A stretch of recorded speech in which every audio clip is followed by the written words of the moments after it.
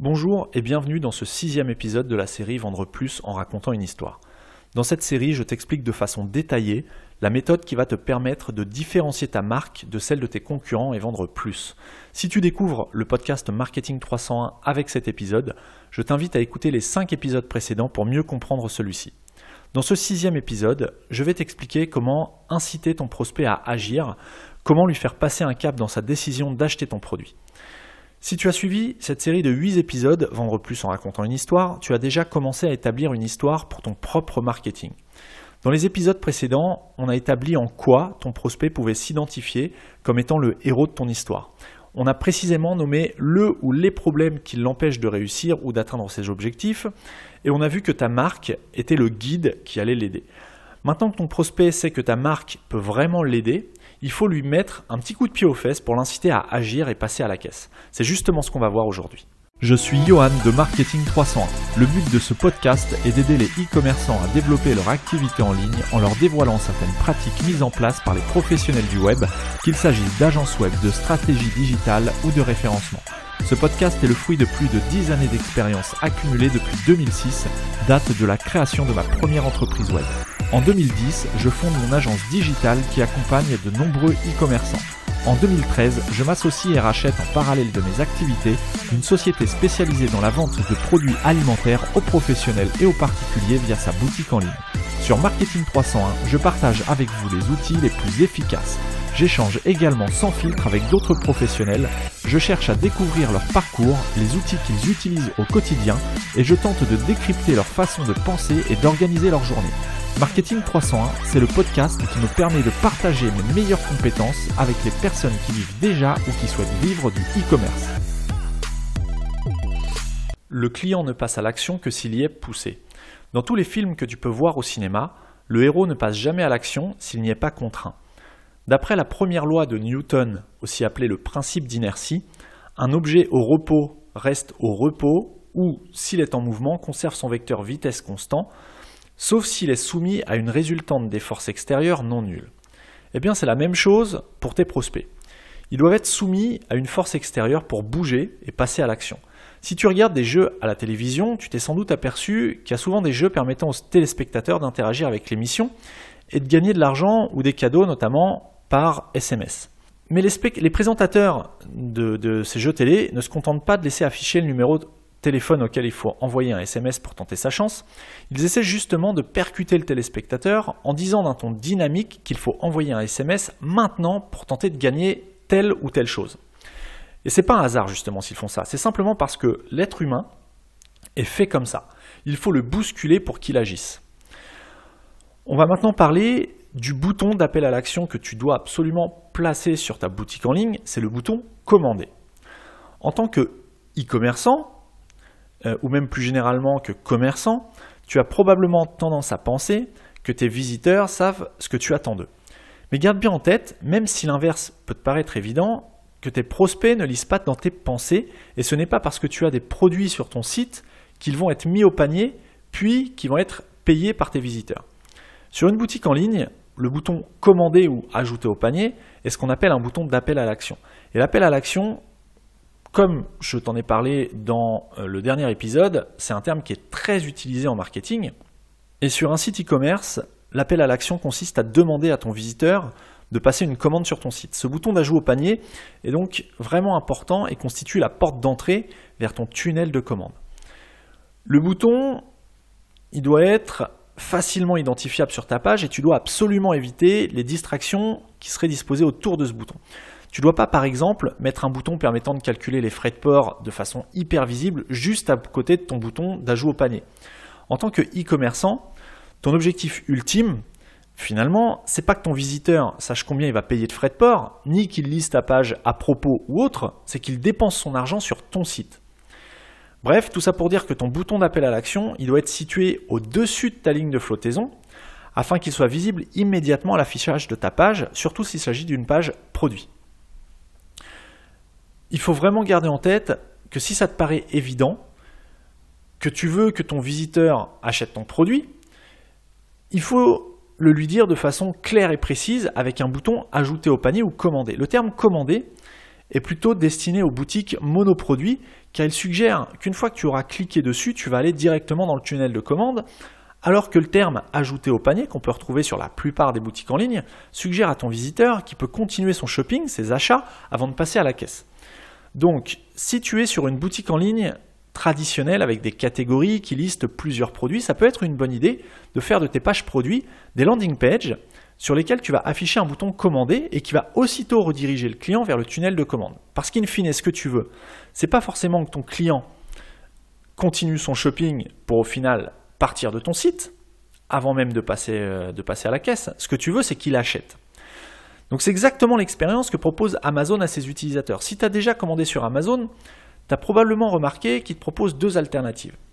La première, c'est un bouton « Ajouter au panier », ce qui te suggère que tu peux continuer à faire tes courses avant d'aller dans le tunnel de commande. Et la deuxième alternative proposée par Amazon sur une même fiche produit, c'est le bouton « Acheter maintenant », ce qui te dirige aussitôt vers le tunnel de commande et donc vers le paiement du produit. Donc il faut absolument que tu incites de façon dynamique ton visiteur à passer à l'action. Ensuite, une raison pour laquelle il ne faut pas avoir peur d'inciter à l'achat, c'est qu'indirectement, en ayant une attitude passive vis-à-vis de tes visiteurs, tu leur suggères inconsciemment que tu ne crois pas assez à ton produit pour susciter l'enthousiasme en le proposant. N'oublie pas que ce que tu vends à ton visiteur, ce n'est pas un produit, c'est une solution à leur problème. Tu dois donc mettre dans ta tête que tu vas améliorer la vie de ton prospect en lui proposant ton produit. Et là, ça change radicalement la façon dont ton produit va être perçu et dont toi, tu vas être amené à le proposer. Et tu peux distinguer deux types d'appel à l'action. Il y a l'appel à l'action direct et l'appel à l'action intermédiaire. L'appel à l'action direct, ça va être par exemple d'écrire sur ton bouton d'appel à l'action « Acheter maintenant ». Alors que l'appel à l'action intermédiaire, ça va plutôt consister à proposer autre chose à ton client afin de le séduire avant de lui proposer d'acheter ton produit. Et on va voir ces deux types d'incitation un petit peu plus loin dans l'épisode. La démarche intermédiaire, elle va donc consister par exemple à proposer de télécharger un PDF ou de regarder une vidéo pour séduire ton prospect avant de lui présenter un appel à l'action direct. Si par exemple tu vends des services d'architecte d'intérieur, une stratégie d'appel à l'action intermédiaire pourrait consister à proposer un téléchargement gratuit d'un document en ligne qui explique par exemple comment rendre un intérieur chaleureux, ce qui ne t'empêche pas non plus de laisser un bouton d'appel à l'action direct sur ton site avec « Prenez rendez-vous dès maintenant avec un architecte » par exemple. L'objectif de la démarche, c'est de gagner la confiance du visiteur en lui donnant les informations qui répondent à son problème de savoir comment avoir un intérieur moderne et chaleureux et qu'une fois qu'il aura été convaincu par la valeur que tu lui auras offerte, donc gratuitement, le but c'est qu'il prenne rendez-vous comme tu lui demandes avec ton bouton d'appel à l'action direct. Donc pour aller un petit peu plus loin sur ce principe d'incitation directe, le bouton d'appel à l'action, il doit être visible sur ton site comme je te le disais un petit peu plus haut. Il doit ressortir de ton contenu et pour ça, il faut que tu augmentes légèrement la dimension par rapport aux dimensions des autres éléments qui sont présents sur la page et il faut que tu le mettes dans une couleur qui ne soit pas prédominante dans ta charte graphique sans non plus utiliser une couleur qui jure ou qui ne corresponde pas du tout à ta charte graphique. Ce que je veux dire par là, c'est que ton bouton doit ressortir des éléments de ta page, donc par la dimension et par la couleur. Mais il ne faut pas que tu utilises pour ça, si par exemple tu es dans des coloris, je ne sais pas, jaune poussin, je ne suis pas persuadé que de mettre un bouton rose Barbie, ce soit super esthétique, bien que ça ressorte. Donc pour avoir un bouton qui ressorte de ta charte graphique, tout en conservant une certaine harmonie dans tes couleurs, tu peux t'aider du cercle chromatique. Ça te donnera des idées de couleurs qui ne jurent pas avec ta charte graphique, tout en se distinguant des autres éléments de ta page. Donc pour trouver le cercle chromatique, tu vas sur Google, tu tapes cercle chromatique, chromatique C-H-R-O-M-A-T-I-Q-U-E, chromatique, comme Google Chrome d'ailleurs, ça n'a rien à voir, mais voilà, moyen mémotechnique. Et ça va te donner un cercle avec plein de couleurs, et le principe c'est de voir les couleurs qui correspondent les unes avec les autres. Pour ton message d'appel à l'action direct, par exemple, tu vas pouvoir mettre des termes comme « commander maintenant »,« acheter maintenant » comme Amazon, « prendre rendez-vous »,« s'inscrire maintenant »,« recevoir le produit dès demain ». Voilà, ça ce sont des appels à l'action directs qui incitent ton client à avoir une action dès maintenant. Maintenant, en ce qui concerne l'incitation intermédiaire, dont on a parlé tout à l'heure, contrairement à l'appel à l'action directe, l'appel intermédiaire est justement moins direct, mais il a pour objectif d'inciter ton prospect de façon détournée en ajoutant une étape supplémentaire. Et cette étape, c'est de finir de le convaincre ou d'asseoir une dernière fois ta légitimité. Un bon appel à l'action intermédiaire va permettre de revendiquer ta position de leader dans ton secteur d'activité. Si par exemple tu fournis de nombreux contenus gratuits à tes visiteurs sans même qu'ils aient acheté quoi que ce soit chez toi, tu leur montres que tu maîtrises ton sujet ou ton produit et donc ils n'auront aucun doute quand ils chercheront un produit comme celui que tu vends. Il y a de grandes chances qu'ils l'achètent directement chez toi parce qu'ils auront déjà été convaincus et séduits par ce que tu leur auras donné. Ensuite, un bon appel à l'action intermédiaire va permettre de susciter l'envie de réciprocité chez ton prospect. À force d'offrir du gratuit de valeur à tes clients ou à tes visiteurs, ces derniers seront plus enclins à être redevables à ta marque de façon inconsciente plutôt qu'à une marque concurrente qui n'a pas forcément fait preuve de générosité avec eux. C'est un sentiment naturel chez l'être humain qu'il est bon d'exploiter en marketing que de vouloir rendre l'appareil un jour ou l'autre. Et enfin, un bon appel à l'action intermédiaire va te permettre de positionner ta marque en tant que guide.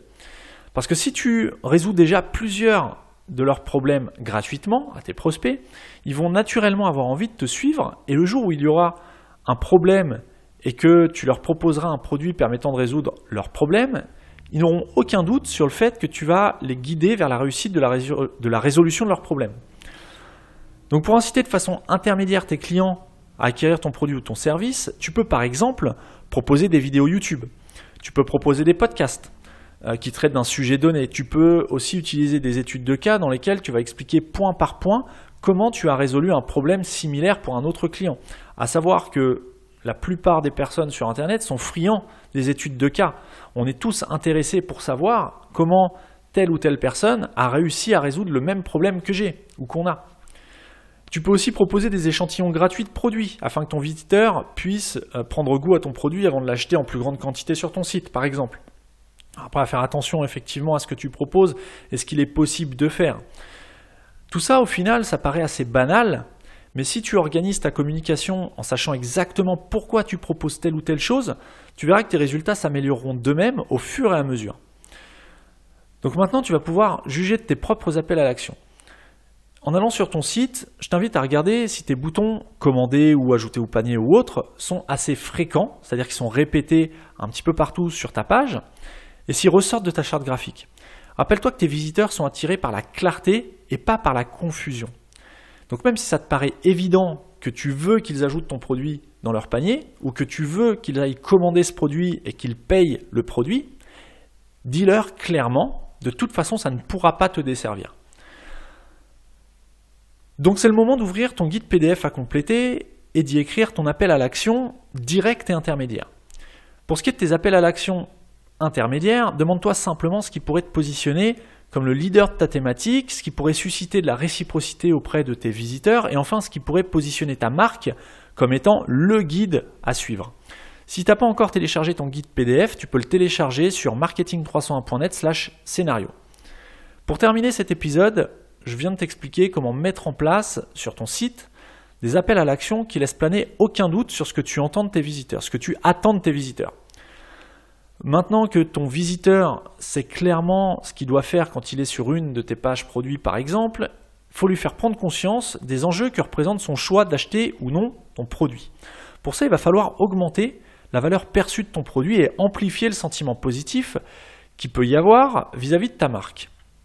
Le fait de mettre un enjeu irrésistible va rendre ton scénario intéressant et va susciter l'envie chez ton prospect d'en vouloir encore plus que ce qu'il a pu découvrir jusque-là. Et c'est justement ce qu'on verra dans le prochain épisode de la série Vendre plus en racontant une histoire, dès la semaine prochaine.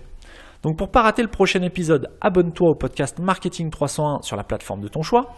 Et si cet épisode t'a plu ou si tu as des questions sur la série, plus généralement de Vendre plus en racontant une histoire, je t'invite à me laisser un commentaire et une note de 5 étoiles sur iTunes. Et si tu écoutes cet épisode depuis un iPhone, il te suffit de te rendre sur la fiche du podcast Marketing 301 sur Apple Podcast, ensuite de descendre tout en bas sous la liste des épisodes, et là tu vas pouvoir laisser une note et rédiger un avis. Alors n'hésite pas, car ça prend seulement quelques secondes et ça m'encourage vraiment à continuer les épisodes hebdomadaires. Sur ce, je te laisse méditer sur tes appels à l'action, et je te donne rendez-vous la semaine prochaine pour le 7e et avant-dernier épisode de la série Vendre plus en racontant une histoire.